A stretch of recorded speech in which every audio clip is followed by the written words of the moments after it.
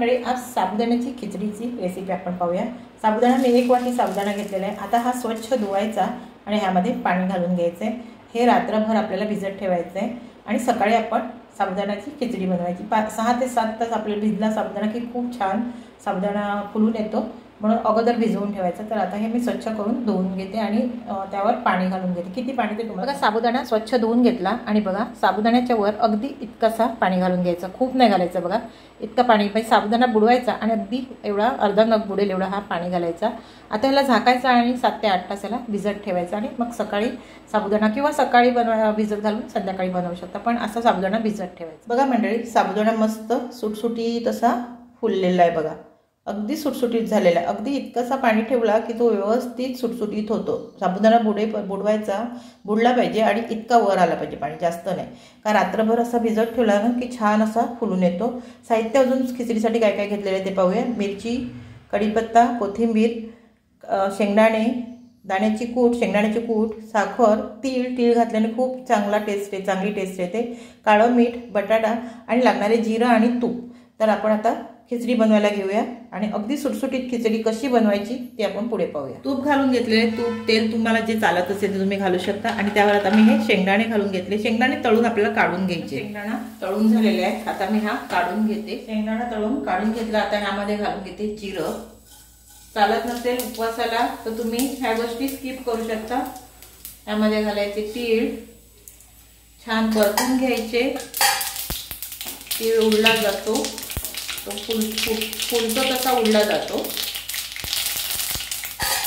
गॅसची आच मंद करायची। कढीपत्ता, मिरची सगळं घालून घ्यायचं। कढीपत्ता, मिरची, कोथिंबीर नाही घालायची। ह्यावर काळं मीठ घालून घ्यायचं आणि तुम्हाला लिंबू हवं असेल तर लिंबू पण तुम्ही ह्यावर घालू शकता। साखर पण मी ह्याच्यावरच घातली म्हणजे ती व्यवस्थित साबुदाण्याला लागली जाते। मीठ आणि साखर अशी घातली ना की साबुदाण्याला व्यवस्थित ती पसरली जाते, म्हणजे आपल्याला एका साईडला असं खारट वगैरे लागत नाही। आणि आपल्याला जर तुम्हाला लिंबू घालायचं असेल तर ह्या स्टेजला तुम्ही लिंबू पण घालू शकता। आता मी हा साबुदाणा घालून घेते। बघा किती सुटसुटीत झालेले बघा। आणि ह्यावर झाकण नाही लावायचं, झाकण न लावता आपल्याला ही साबुदाणा शिजवून घ्यायचा आहे।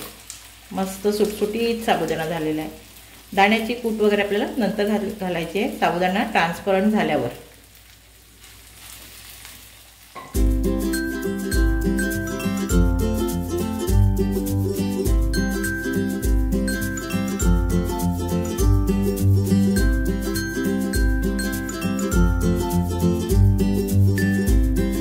आता ह्यामध्ये हा बटाटा घालून घ्यायचा।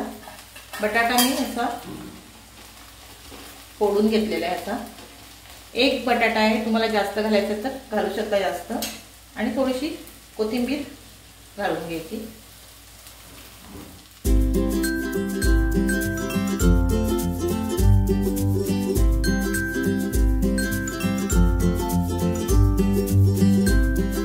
शेंगदाण्याची कूट घालून घ्यायची।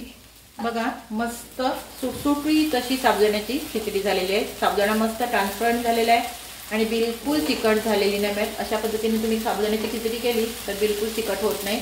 झाकण न ठेवता करायची, म्हणजे त्यामध्ये वाफ पडत नाही आणि साबुदाणा तिखट होत नाही।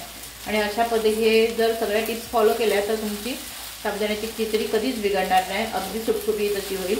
आता ही आपली साबुदाण्याची खिचडी झालेली आहे, आपल्याला वरून शेंगदाणा घालायचा आहे म्हणून मी आता ह्यामध्ये नाही घातला। चला मग ही आपण प्लेटमध्ये काढून घेऊया। बघा मंडळी, झाली साबुदाण्याची खिचडी मस्त अशी आपली सुटसुटीत अशी साबुदाण्याची खिचडी झालेली आहे, वरून शेंगदाण्याने गार्निश केलेलं आहे। रेसिपी कशी वाटली मला कमेंट्स करून सांगा। व्हिडिओ पाहिल्याबद्दल धन्यवाद।